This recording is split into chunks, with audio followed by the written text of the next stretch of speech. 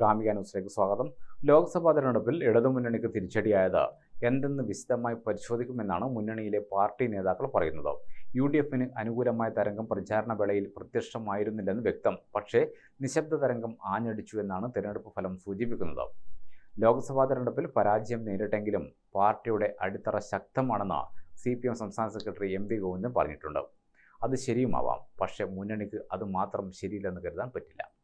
ലോക്സഭാ തെരഞ്ഞെടുപ്പിൽ പ്രതിഫലിച്ചത് കടുത്ത ഭരണവിരുദ്ധ വികാരമാണെന്ന അഭിപ്രായമാണ് പൊതുവെ ഉയർന്നത്. ക്ഷേമ പെൻഷനടക്കമുള്ള ജനകീയ പദ്ധതികൾ മുടങ്ങിയതും മുഖ്യമന്ത്രിയുടെ കുടുംബത്തിനെതിരായ സാമ്പത്തിക ആരോപണങ്ങളും തിരിച്ചടിക്ക് ആക്കം കൂട്ടിയെന്ന് മാധ്യമങ്ങൾ നിരീക്ഷിക്കുന്നു. UDFന്റെ പല സിറ്റിംഗ് MPമാർക്ക് എതിരെയും വോട്ടർമാർക്കിടയിൽ അഭിപ്രായ വ്യത്യാസം ഇല്ലാതിരുന്നിട്ടില്ല. പക്ഷേ ആ വികാരത്തിനപ്പുറമായിരുന്നു സർക്കാരിനെതിരായ ഭരണവിരുദ്ധ വികാരം. കഴിഞ്ഞ ലോക്സഭാ തെരഞ്ഞെടുപ്പിൽ ശബരിമലയും രാഹുൽ ഗാന്ധിയുടെ വരവുമാണ് LDFന്റെ അടിത്തറ ഇളക്കിയത്. ആ രാഷ്ട്രീയ സാഹചര്യം അപ്പാടെ മാറി. രാഹുൽ സിറ്റിംഗ് MP മാത്രമായിരുന്നു ഇത്തവണ. മാത്രമല്ല, ശബരിമലയെയും മറികടന്ന് നിയമസഭാ തെരഞ്ഞെടുപ്പിൽ LDF ഉജ്ജ്വല വിജയം നേടിയതുമാണ്. UDFന് അനുകൂല തരംഗമുണ്ടാക്കുന്ന ഒന്നും പ്രത്യക്ഷത്തിൽ കാണാൻ കഴിഞ്ഞില്ല. പല UDF MPമാരും മണ്ഡലത്തിനു വേണ്ടി പ്രവർത്തിച്ചില്ലെന്ന വിമർശനവും ശക്തമായിരുന്നു. എന്നിട്ടും LDFന് ഇത്തവണ പച്ച തൊടാനായില്ലെങ്കിൽ അതിനു പിന്നിൽ ഭരണകൂട വിരുദ്ധ വികാരമല്ലാതെ മറ്റൊന്നുമല്ല. എക്സാലോജിക്കും തുടർച്ചയായ ആരോപണങ്ങളും വോട്ടർമാർക്കിടയിൽ മടുപ്പുളവാക്കിയെന്ന് മാധ്യമങ്ങൾ നിരീക്ഷിക്കുന്നു. ആരോപണങ്ങൾക്ക് വ്യക്തമായ മറുപടി നൽകാതെ ബന്ധപ്പെട്ടവരുടെ സമീപനവും വോട്ടർമാരെ ഒരിക്കൽ കൂടി UDFിലേക്ക് എത്തിച്ചു.